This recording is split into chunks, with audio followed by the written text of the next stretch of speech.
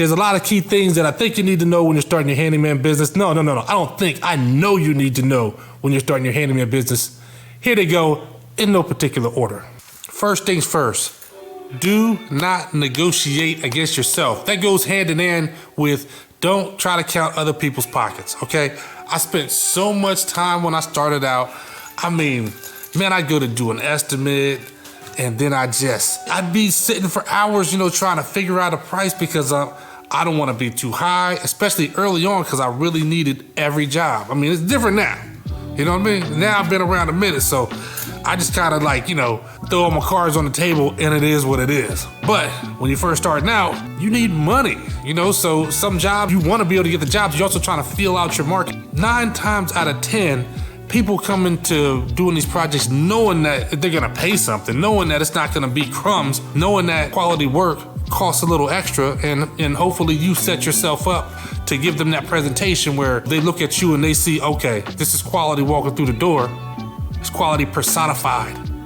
Just get out of your own head, man. Don't worry, don't negotiate against yourself. You know what I mean? Get your numbers together, figure things out, have some confidence, give them that price, and that confidence will sell you most of the time. Maybe not sell you every time, but eventually your percentages will go up.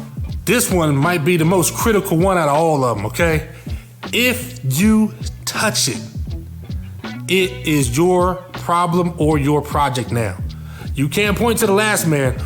Once you start messing with it, once you open it up, once you cut it, once you unscrew it, or you take the lid off and you start going through it and everything, it's your problem now. They're looking at you. You came to fix it, it's on you. Anybody who deals with dishwashers or things that have water lines know that the shut-off valves tend to leak. So I always have some spare shut-off valves in my truck just in case, right? I do this because if the shut-off valve leaks, all the customer knows is that it wasn't leaking when you came and it's leaking now that you're here, that you touched it, so it's on you. That's all that matters, okay? I had my own situation like that where I had an AC unit, a little mini split, that I had a dude that was trash. It was HVAC guy. Man, this dude was the HVAC guy from hell. Absolutely terrible. And I had all kind of issues. And when I called, it's my fault. When I called another guy, man, I gave him this whole story about, this guy came here and he did this work and he was this and that. The guy I was talking to listened and said, you know what? He said, that really sounds like something I don't want to get into. And I said, oh, well, but he was like, you know what? I don't really want to get into that. And I didn't understand that at the time because I wasn't in business. But now, look, I completely understand. When the homeowners tell me about how terrible the guy was, they go into a long diatribe about how horrible the guy was and all the details and everything. And sometimes you'll listen and you'll say that sometimes it wasn't that contractor's fault. Sometimes contractors walk away for a reason. Make sure that before you accept a job, that you checked as many boxes as you can and you know what you're getting yourself into. Next, I do know some of you need to hear this. Please seek help for your tool addiction. Man, I'm telling you, man, when I started out, and this is the thing, with the handyman business, you can go down a rabbit hole buying tools because a lot of times you do so many different jobs. It's just you do so many different things. I was doing hardwood floors, tile. I'm buying everything. I got tools for everything. But even then it started getting a little ridiculous. You know what I mean? Like, for instance, I probably have, 5 or 6 job site tables. Why do I need 5 or 6 job site tables? I don't. But then again, I just saw Tough Built came out with a new table. So maybe I do need a new table. But I don't. But I kind of do. You know what I'm saying? I need help. It's crazy. I would catch myself walking around Home Depot or Lowe's, just looking for things to buy. Just looking for stuff. I don't need anything. I'm just looking for something to buy. Or on Amazon, scrolling through, or just online, looking for the latest thing, and I don't need it.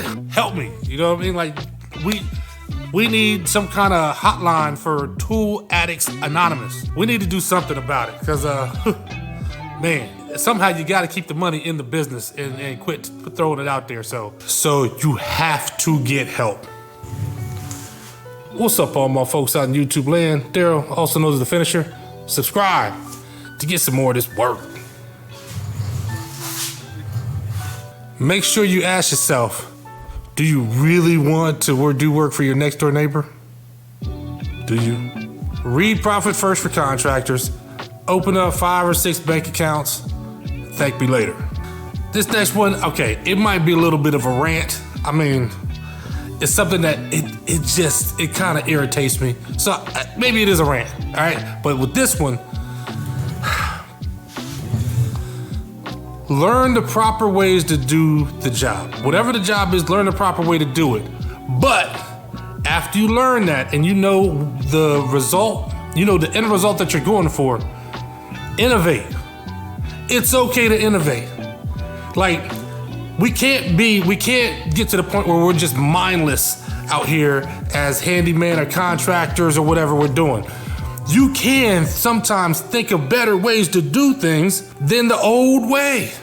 I'm certain that back in the day when they were doing drywall and the guys had the little axe or whatever, I'm certain that somebody came along with, box cutters or something like that, disposable blades. I guarantee they were like, oh, look at you wasting all that money on those replaceable blades. Man, all you gotta do is take this axe and you just keep sharpening it. That's all you gotta do is keep sharpening it by one tool. And guess what? Ain't nobody using no axe today. Matter of fact, a lot of people ain't using the blades today. Now, we got multi-tools and you got that new little drywall cutter that you can hook the vacuum directly to. Sometimes there's a process. I had somebody tell me the other week that I was using 45-minute mud for a drywall repair. They were like, well, we use 20-minute mud. Like, who cares?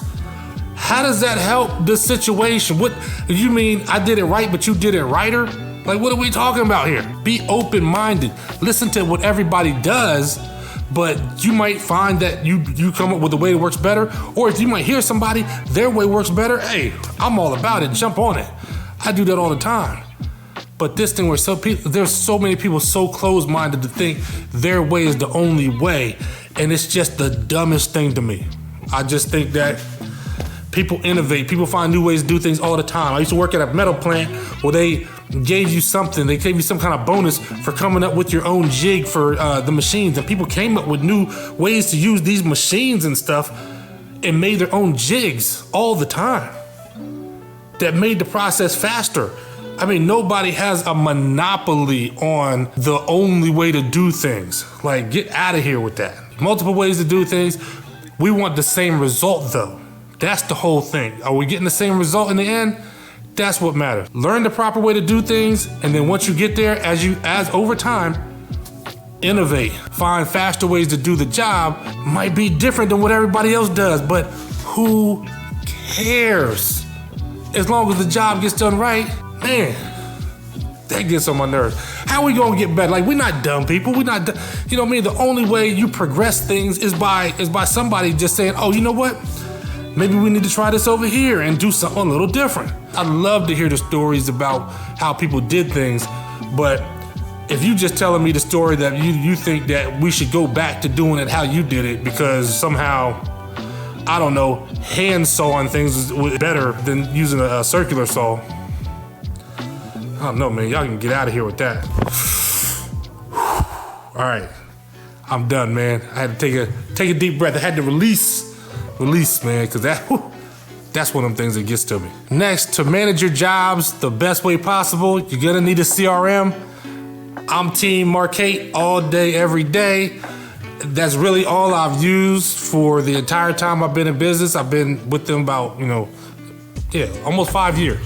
Started out using the stuff in QuickBooks, quickly switched over to Marquette, and I'm trying to tell you, having a CRM to organize everything from the schedule to the work orders, all my receipts, like it seamlessly works with QuickBooks. I mean, payments, man, I got it hooked up PayPal, Stripe, Square, like it does it all.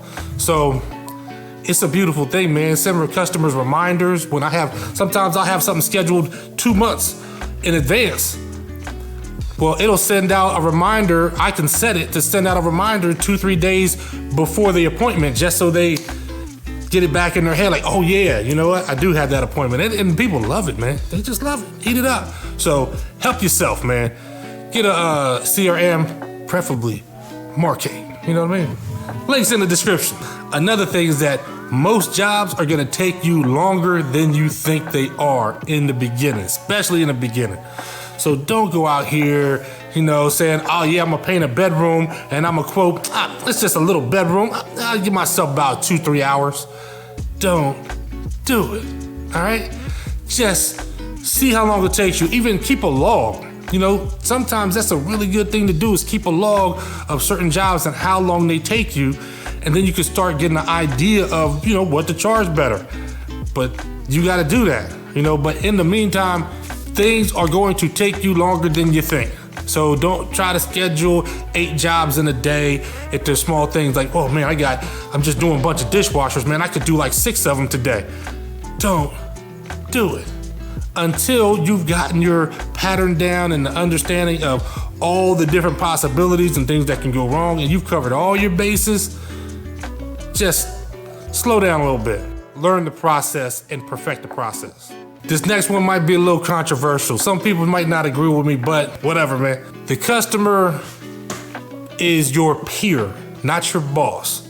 Now I know there's a lot of people out here that say, oh man, every customer is your boss. Well, look, I didn't leave corporate America so I could have a bunch of bosses out here. I look at the customer as my peer, okay? We're on the same level. Matter of fact, we're going into a partnership, all right? They have something I want, I have something they need, and we're gonna work together to get the job accomplished. So from that standpoint, I take charge because they're coming to me as the expert, not telling me, not dictating what they need me to do. Because if that's the case, if somebody just gonna come and just tell me what to do, they can do it. They're coming to me because they don't know how to do it. So if I'm the expert, I'm the professional, I'm the one that knows what's going on, then I let them know what I'm going to do, okay? I mean, for little stuff, it could be the smallest thing. Like, I've had plenty of people to say they want to paint this room, right? But they've already bought the paint. So I asked them what kind of paint did they buy, and they tell me, it's a brand called Paint-tastic. I found it off of Amazon for $10 a gallon. I'm not using that. And they're not gonna make me use it. You see what I'm saying? Because they're not my boss. So if I use it, it's on me. Next, learn growth strategies and ways to run your business from other people that have ran businesses, okay? Especially if you can find somebody that ran a business in your field, in our line of work. That's the best way to go. Please, whatever you do. I know your boy means well. You got a good friend. He's a stower at Amazon, man. And he's great at what he does. But he's trying to give you advice on what to do about the job you got lined up for next week. That's not a thing you should be doing, okay? Trust me. I know your boy over at Cold Stone makes a mean brownie a la mode. I'm trying to tell you. I mean, that's my personal favorite when I go in there. But I know he could kill it, making an ice cream sandwich. But he don't know what a soffit is, or he doesn't know, he has no idea just the basic terms, the ledger board or anything, and never seen a track saw, just has no idea. Be friends with him, you know what I mean? But talk to your peers to just figure out new strategies and what's going on within your business. Put as many things as you can on wheels. I mean, I live and die by it, man. I got everything on wheels. I got all kind of carts on wheels. I got vacuum cleaners on wheels, bags on wheels. Everything's on wheels. Save your back, man. Put it on wheels. Not your back, put everything else on wheels. Do not get intimidated by going in some of these forums and you see these guys and everybody in the forum is making $20,000 a month, and they started 5 months ago and they're booked for the next 6 months, and you sitting here like, man, I'm booked for the next 2.5 days and I have nothing. Maybe some people hit the jackpot. Maybe some people just making things up. I don't know. But what I do know is that there's work out here. You can get it, but you just need to be confident in yourself. And, the way it works for you might not work for everybody, or the way it works for other people. Some people move faster. Some people's areas is harder to crack. I promise you, man, you stay at it. You do the right things with your money. You ain't going nowhere but up, all right? So much love to you, man. Much love and blessings to everybody out there that's ready to get in. Signing out. Daryl the Finisher, Handyman 2.0. Stay safe. and be blessed.